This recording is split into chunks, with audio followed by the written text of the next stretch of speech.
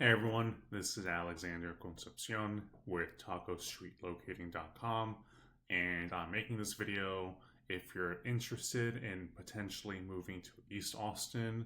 I help people move to Austin for a living. This is my entire business. I've helped over 500 people move to Austin. So if you're thinking about moving to Austin, if you're thinking about moving to East Austin specifically for this video, then I made this for you. So in this video, I'm going to run you through the core parts of East Austin and uh, everything you want to know about those areas and the apartments in those areas. So this is going to work as a really comprehensive guide to everything you need to know if you want to move to East Austin. If you find this helpful, then send me a message on my website, TacoStreetLocating.com. So let's get into it. So the first part of East Austin that I'm going to highlight is the main part of East Austin along East 4th, 5th, and 6th Street over here. So this main cluster of buildings are going to be some of the most popular buildings for my clients to move into because you have a ton of walkability. You have, I would say, even more walkability than downtown Austin. Because here it's almost everything is geared toward individuals living in apartments rather than big corporate offices. So you have a ton of bars, restaurants, food trucks, music venues. There's a lot to do here. And if you're just moving to the city, this is going to be one of the most compelling places to move, to meet people, to do stuff, to have a lot of walkability. So in this area, my most popular building are going to be these two, the Corazon and the Residences at Saltillo. Both of these, I've had dozens of people move into both of those buildings because of their walkability. From this specific area, it's an easy walk to Rainey Street, to downtown Austin, to the river, to the rest of East Austin. So this is a hyper central location that a lot of my clients move to. The Saltillo is my most popular building. It's 4 buildings put together next to each other. It's about 700 and something units. And a lot of my clients move there because the value for the price and location tends to be really, really good. Parking is free.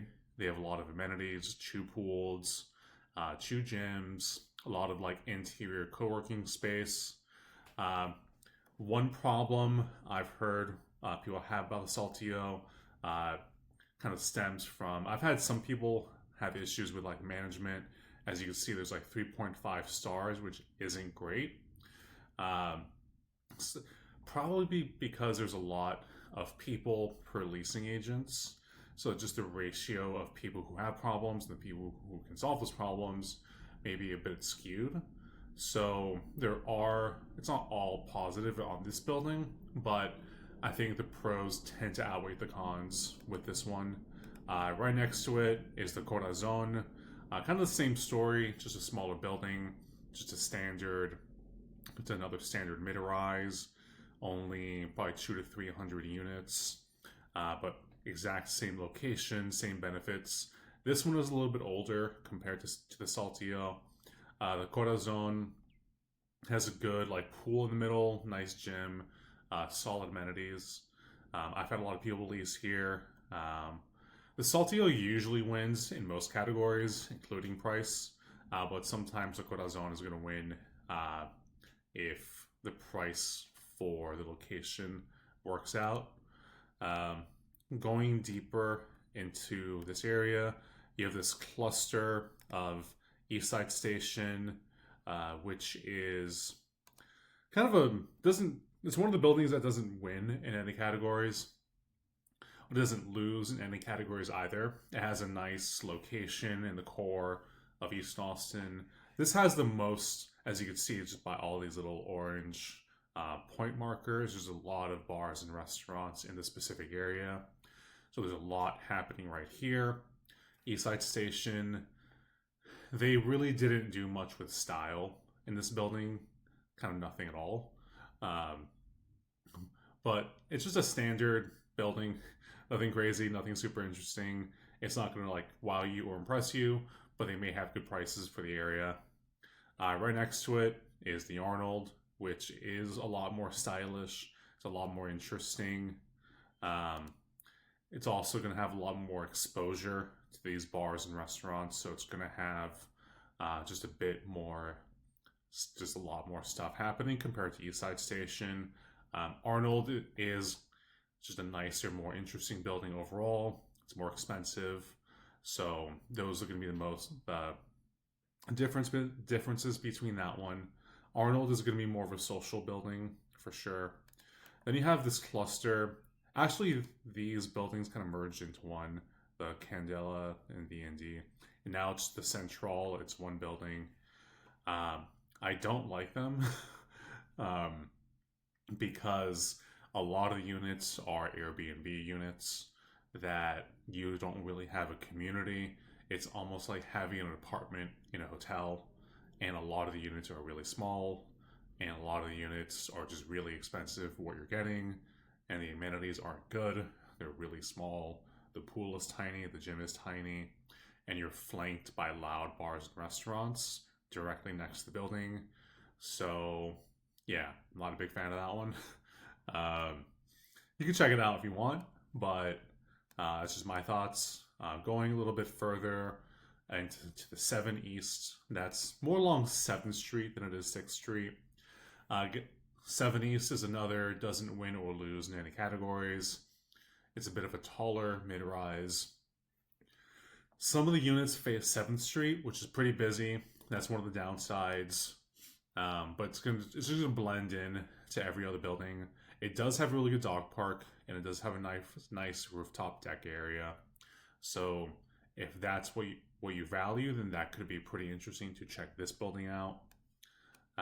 Further east, there's the E6, is another smaller boutique type apartment complex.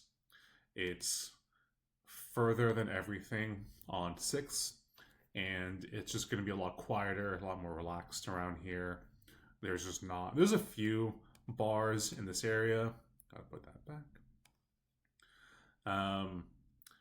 Again, it's not going to wow you in any like magnificent way, but it's just a standard modern mid-rise.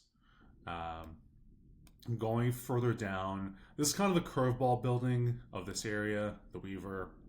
The Weaver is another standard mid-rise. Its main point is to be really close to Lady Bird Lake and the river. This one is a little bit detached from the core of East Austin over here. It's got 3.5 stars, not super good. It's quieter, more relaxed, close to the river, a bit detached from everything. It may or may not be what you're looking for, but it's worth knowing about. So then we'll get into the MLK and Manor Road apartment cluster. So Manor and MLK here are both pretty lively, interesting areas that aren't as densely concentrated as like East 6 is. But there's like a good amount of stuff in this area, as you could see, with all these like points and maps. Ice cream, tacos, bunch of restaurants. So there's still like a lot in this area, just not as much as the core.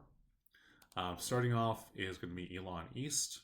Elon East is a pretty nice, stylish building.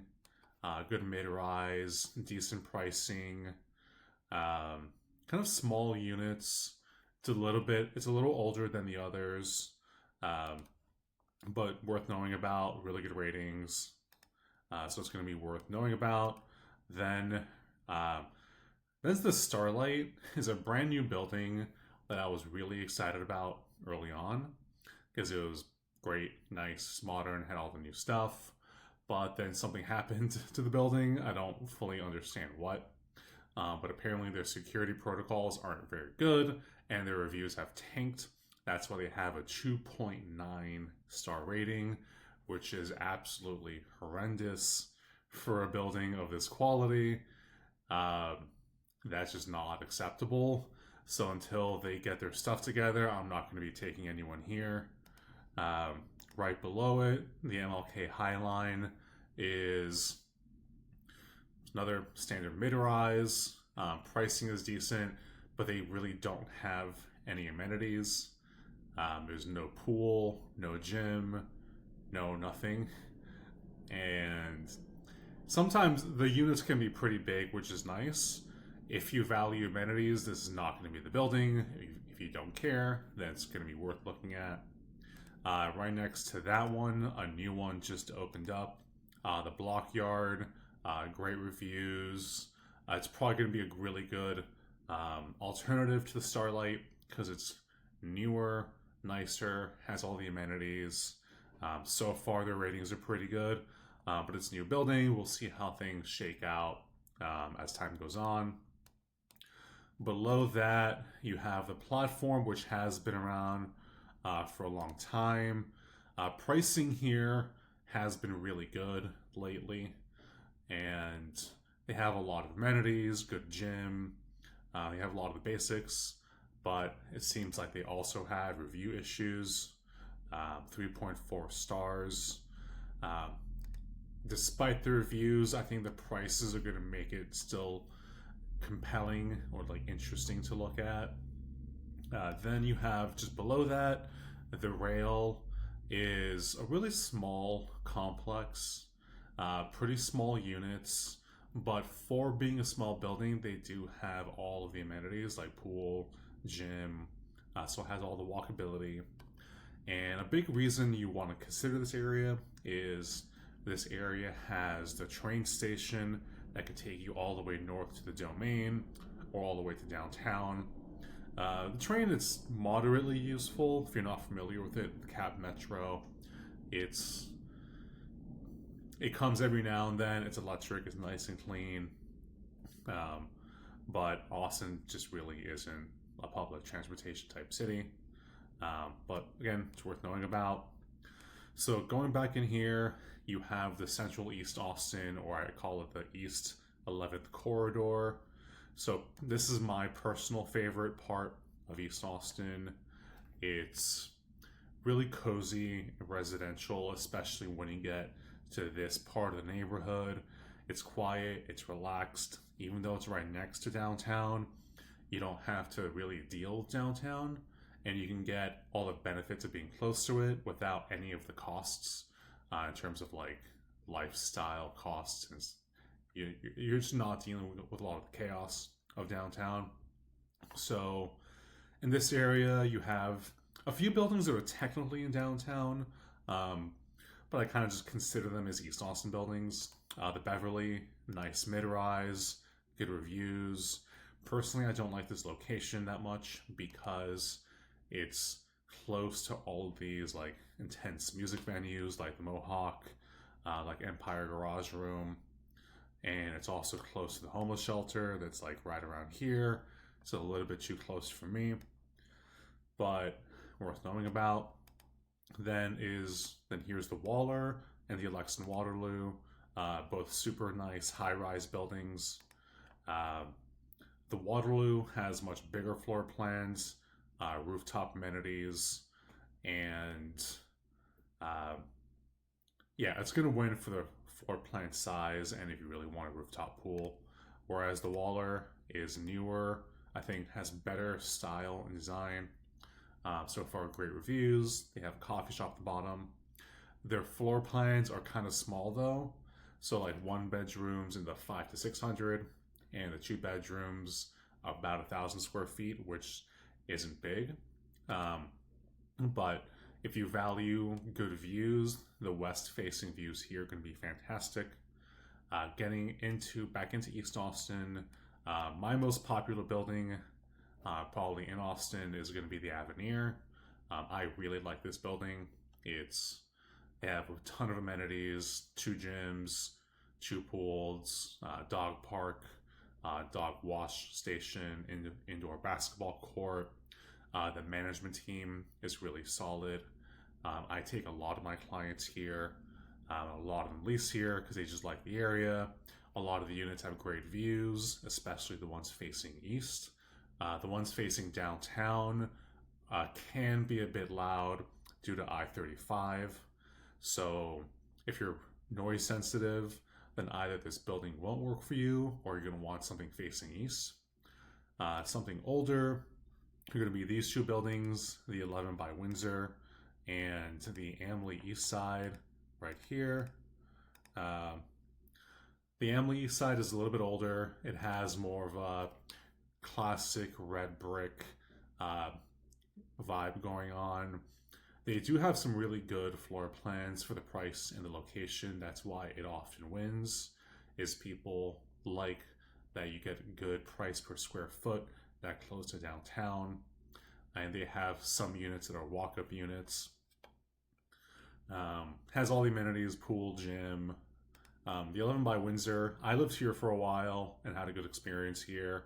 It's more modern than the Amley East Side, but it does kind of feel like empty and sterile. It doesn't have a lot in terms of style, but the pool is good. The rooftop deck gives you a really nice view of downtown, so this one could be worth considering. I don't have a ton of clients that go here anymore because the other ones just are a lot nicer in this area. So that wraps up the East 11th corridor. So then we'll get here deeper into East Austin. This part of East Austin is going to be a lot more residential. It's not going to be nearly as walkable as all of the areas that we've looked at. This is also the part of Austin that I live, and I'm happy to live here. It has, even though it's not as walkable, it's not as dense, there's still a lot to do. A lot of good local bars, good restaurants, good community gyms. My gym is called Squatch. That's kind of around this area, around Tillery. So I spend most of my time over in this area.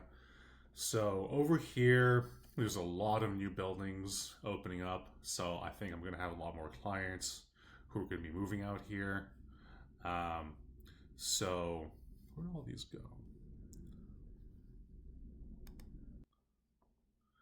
So starting from closest to downtown, you're going to have the Guthrie, which is a really nice local residential complex, kind of flanked by just single family houses. My gym is right by here. The pool here is really nice. The amenities are solid. It's all pretty good stuff here. I think it's definitely worth looking at. I think there's another one here. Lenox 7th is a really solid building, has great reviews. On the downside, it doesn't have a lot of, it has a lot of road exposure on East 7th Street.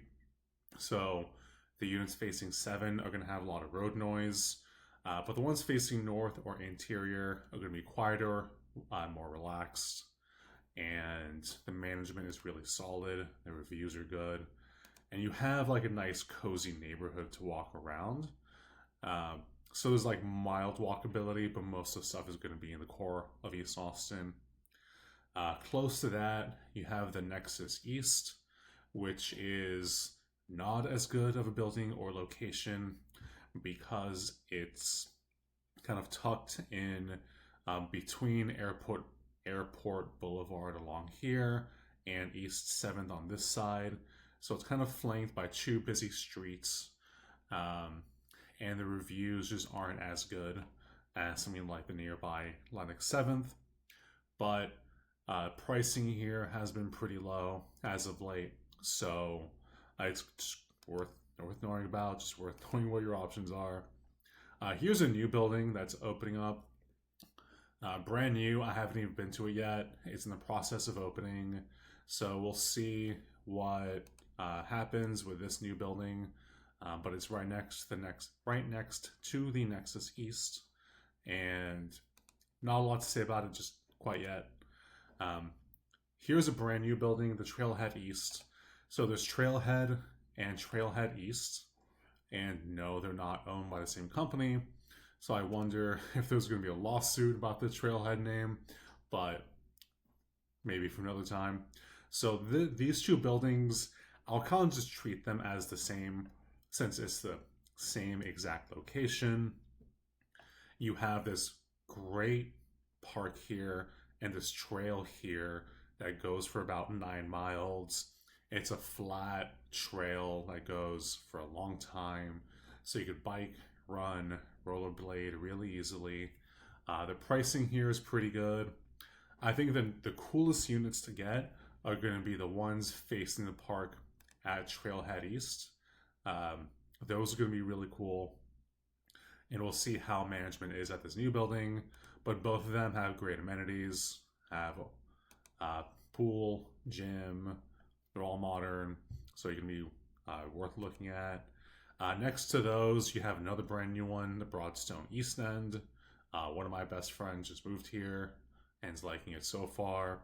But also, it also has trail access. One of the entrances is like right around here. Standard mid-rise, good gym, good pool, has all the basics. A new one, another new one. This area is popping off with new buildings. So this one is the good one. It's very close to where I live. Brand new building.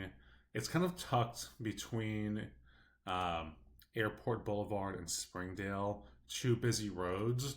That's going to be the main downside of that building. I'm not sure how that's going to turn out in terms of the energy. But so far, all the amenities that I've seen are really nice. The floor plans are good. It kind of fits in with all the other buildings. We'll just have to see how the management team plays out and all the rest of the new building stuff. Next to it is the some new building that's opening up this next year. I don't know the name of it. So the next time I record one of these, this building should be open, but it's not here just yet. Getting deeper into the neighborhood, there's one that I forgot in this MLK Main Corridor is the Emma Browning. I'm not sure what's happening with these reviews. I haven't been to this building yet because it's in the process of opening up, and brand new buildings sometimes have issues when they're working out some of the kinks. But the location is really nice.